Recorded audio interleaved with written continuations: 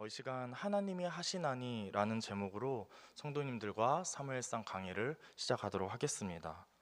오늘 우리가 본 이 본문 말씀의 스토리를 살펴보자면 다윗이 사울 왕을 또 살려준 내용입니다.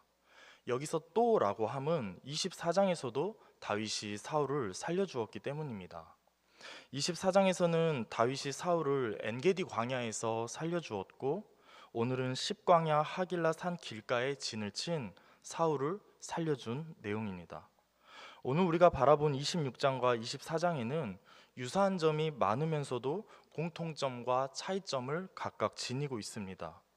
그러나 가장 중요한 특징은 하나님의 계획에 따라 이것들이 점차적으로 목표를 향해 진행되고 있다는 점입니다. 몇몇 학자들은 두 장이 동일한 사건을 다른 방식으로 서술한 것으로 이야기하고 있습니다. 그런데 여기서 중요한 것은, 그렇다면 왜 오늘 말씀의 저자는 이 유사한 두 개의 이야기를, 다윗이 사울을 살려준 이 두 개의 이야기를 굳이 두 번이나 집필하기로 결정했냐는 것입니다. 사울을 살려줌으로 악을 선으로 갚은 다윗의 참된 신실함과 믿음의 종다운 삶을 이야기하려고 했다면 한 번만 기록해도 될 것입니다. 그런데 다른 장소와 다른 배경인물인 아비새를 등장시킴으로써 다윗이 사울을 살려준 이야기를 또 성경에 기록하고 있습니다. 이에 대한 부분적인 대답은 그가 24장의 강조점을 26장에서 더 강화하려고 했다는 사실입니다. 엔게디 광야 굴 속에서 다윗이 사울을 살렸던 것을 본 증인이 있었습니다. 그리고 26장에서 다윗이 사울을 살리는 광경을 본 증인이 있었습니다. 비슷한 사건이 쓰여졌지만 이것을 본 증인들은 다 다르다는 것이죠. 그러니까 똑같은 내용을 두 번씩 쓴 저자가 강조하고 싶었던 것은, 첫 번째로 하나님의 은혜를 두 번씩이나 경험한 이 다윗의 사건을 본 두 증인이 다르고, 그리고 이들로 하여금 많은 백성들이 주를 신뢰하며 나아갈 수 있도록 하기 위함이었다는 것입니다. 목격자가 많으면 많을수록 주를 신뢰하는 믿음이 강해진다는 것이죠. 저 혼자 누군가에게 하나님을 경험한 사실을 이야기하고 같이 하나님을 믿어보자라고 말한 것과 누군가 또 다른 이가 와서 이야기하는 것은 다르다는 거죠. 혼자보다 둘이 낫고 둘보단 셋이 낫다고 한 것처럼요. 신명기 19장 15절 말씀은 이렇게 이야기하고 있습니다. 사람의 모든 악에 관하여 또한 모든 죄에 관하여는 한 증인으로만 정할 것이 아니오 두 증인의 입으로나 또는 세 증인의 입으로 그 사건을 확정할 것이며, 증인은 많으면 많을수록 좋은 것입니다. 증인은 많으면 많을수록 영향력이 있는 것입니다. 하나님은 자신의 은혜 베푸심과 자신의 역사를 더 많은 이들에게 보여주고 싶었던 것입니다. 또 24장의 말씀과 26장의 말씀을 보면 사울이 다윗을 죽이려고 3,000명의 군사를 거느리고 쫓아갑니다. 여기서 보면 사울이 24장에서도 3,000명의 군사를, 그리고 26장에서도 3,000명의 군사를 거느리고 다윗을 쫓아갔다고 이야기합니다. 이는 대략 사울이 언제든지 군사를 가용할 수 있는 상비군이 3,000명 정도 됨을 알 수 있습니다. 그리고 그 3,000명은 이스라엘 중에서도 싸움을 제일 잘하는 정예 부대인 것이죠. 그에 반해 다윗은 600여 명의 군사에 지나지 않았습니다. 우리가 읽지는 않았지만 그 뒤에 사무엘상 27장 2절 말씀, 다윗이 일어나 함께 있는 사람 600명과 더불어, 정예 부대도 아니고요, 5배가 차이 나죠. 더하여 600명이라고 함은 군사들만 지금 600을 말하고 있습니다. 이는 다윗과 함께하는 사람들은 600명의 군사뿐 아니라 그들의 부인과 자녀들도 다수 포함되어 있는 것을 볼 수 있습니다. 다윗과 함께 도피한 일행은 약 3,000명에 근접한 인원이었을 것이라고 추정하고 있습니다. 그렇다면 당연히 식량 문제 해결 또한 쉽지 않았을 것입니다. 그러니까 사울과 다윗의 상황은 마치 골리앗과 다윗의 상황이랑 똑같은 것입니다. 아니, 어쩌면 그보다 더 심각한 상황일지도 모르겠습니다. 그때 다윗은 그냥 골리앗과만 싸우면 됐지만 지금은 그런 상황이 아니기 때문입니다. 600명의 군사와 3,000명의 정예 부대가 싸우는 것도 어려운 일인데 처와 자녀를 지켜야 하는 상황까지 있었기 때문에 싸움에 집중하기가 쉽지 않았을 거라는 것입니다. 그런 어려운 상황 가운데 다윗은 놓여 있었습니다. 한마디로 사울은 다윗을 뒤쫓는 사자와 같은 사냥꾼이었고, 다윗은 끊임없이 피할 길을 찾아야 하는 쫓기는 토끼와 같은 사냥감이었습니다. 그런데 24장의 동굴 속으로 숨었던 다윗과는 달리 오늘 본문 26장 1절에서 3절 상반절까지의 말씀은 사울에서 다윗의 순으로 언급되고 있지만 3절 하반절에서 5절까지의 말씀은 다윗에서 사울 순서로 교체되는 것을 알 수 있습니다. 이는 적자와 추적당하는 자의 관계가 역전될 것을 보여주는 것입니다. 즉 지금까지 사울이 다윗을 쫓았지만 앞으로는 다윗의 이름을 앞에 거론함으로써 다윗이 사울을 쫓을 것을 의미하고 있다는 것입니다. 이처럼 하나님께서는 말도 안 되는 상황을 역전시키는 그 자신의 능력과 존귀를 다윗과 사울 사건을 통해 많은 증인들에게 나타내 보이셨습니다. 하나님은 인간을 너무나도 사랑하시어 자신을 믿게 하려고 당신의 능력을 보이면서까지 은혜를 베풀었다는 것입니다. 하나님은 어떠한 상황 가운데서도 우리를 지키시는 분임을 다윗의 상황을 통하여 끊임없이 보여주고 계십니다. 하나님께서는 때로는 우리를 살리시기 위해 어둠 가운데 놓이게도 하십니다. 우리를 죽이기 위함이 아닌 우리를 살리기 위함입니다. 24장의 다윗이 사울을 피해 동굴 속으로 숨었지만 동굴의 어두움이 다윗의 움직임을 감추어 주었고 26장에서 밤의 어두움이 다윗의 움직임을 감추어 사울의 진영을 넘어 사울의 잠자는 모습 앞까지 갈 수 있게 하셨습니다. 사랑하는 성도 여러분, 그렇기에 여러분이 처한 상황이 고난이 아니라 여러분을 살리기 위해서입니다. 다윗이 처한 상황이 고난이 아니라 다윗을 살리기 위해서입니다. 내가 처한 상황이 어둠에 놓여 있다고 할지라도 하나님께서 그 어둠 가운데서 내 조급함을 내려놓게 하시고 그 어둠 가운데서 좌절과 희망이 아닌 인내와 기다림을 갖게 하시고 그 어둠 가운데서 나의 분주한 움직임을 멈추시고 그분의 계획하신 가운데 빛으로 이끄시는 그 과정을 소망하며 나아가시길 바랍니다. 나를 죽이려고 하는 것이 아니라 나를 살리기 위함임을 믿고 의지하며 우리 그렇게 주님 앞에 한 걸음씩 나아가시는 광주제일교회 모든 성도님들 되시기를 소망합니다. 두 번째, 저자가 강조하고 싶은 것은요, 사울에게 복수하고 싶은 이 유혹을 극복하였다는 것입니다. 앞서 말씀드린 것처럼 여기서 다윗이 자신을 죽이려고 했던 사울에게 눈에는 눈, 이에는 이가 아닌 선으로 악을 갚으려 했다, 이런 너그러운 마음을 말하고 싶은 것이 아닙니다. 다윗이 어떻게 복수의 유혹을 넘어섰는가 하는 것입니다. 어떻게 그 유혹을 극복했는가 하는 것입니다. 하나님을 잘 믿어서가 아닙니다. 9절 말씀에 그 답이 나와 있습니다. 다 같이 읽어보겠습니다. 시작. 다윗이 아비새에게 이르되 죽이지 말라. 누구든지 손을 들어 여호와의 기름 부음 받은 자를 치면 죄가 없겠느냐 하고, 다윗은 여호와의 기름 부음을 받은 자를 해치기를 거부했습니다.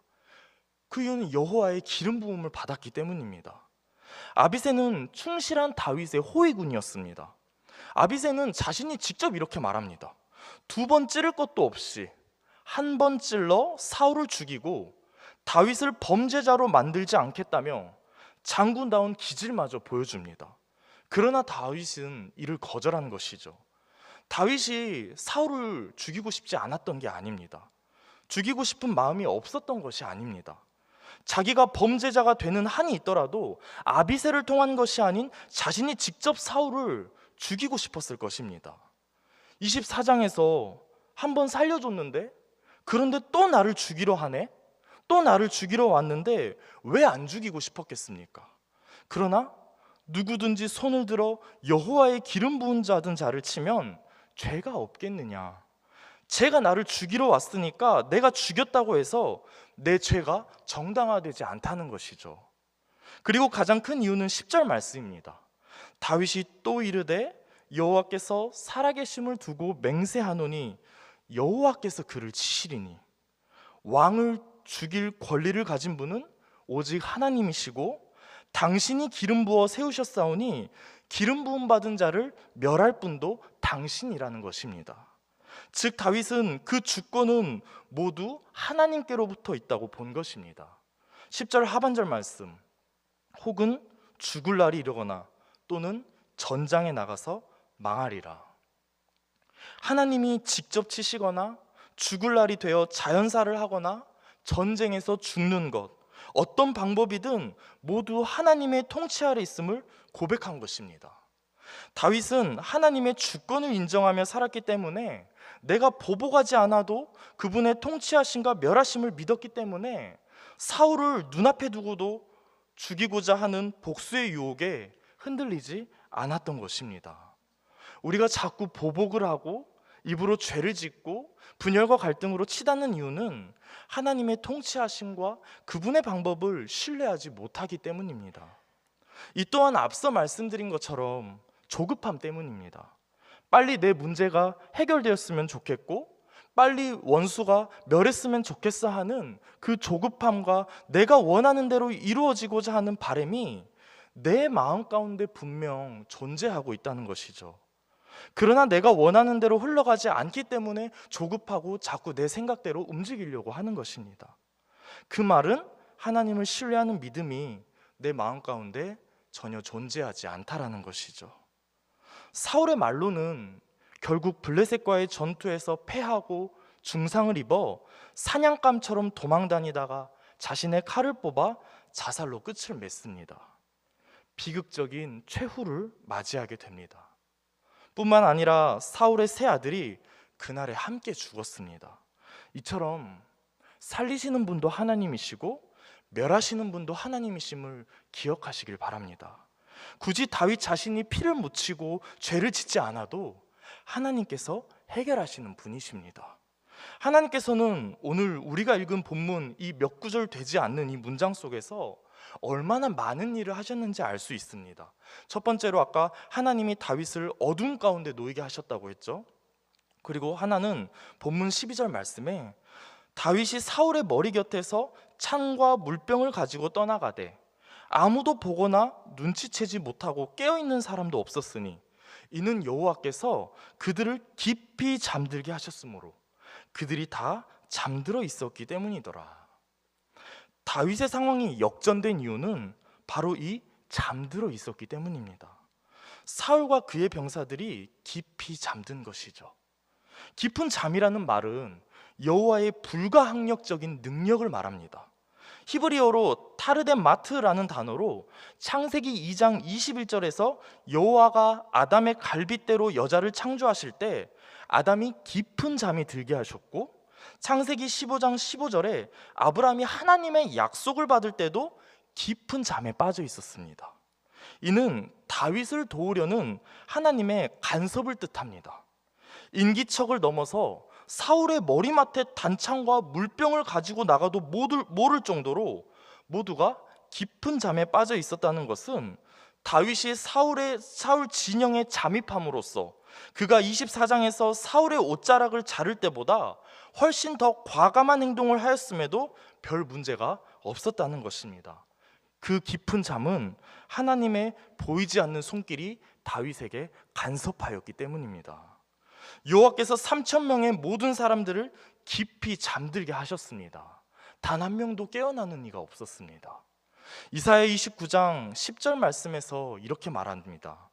대저 여호와께서 깊이 잠들게 하는 영을 너희에게 부어주사 너희의 눈을 감기셨음이니 그가 선지자들과 너희의 지도자인 선견자들을 덮으셨음이라.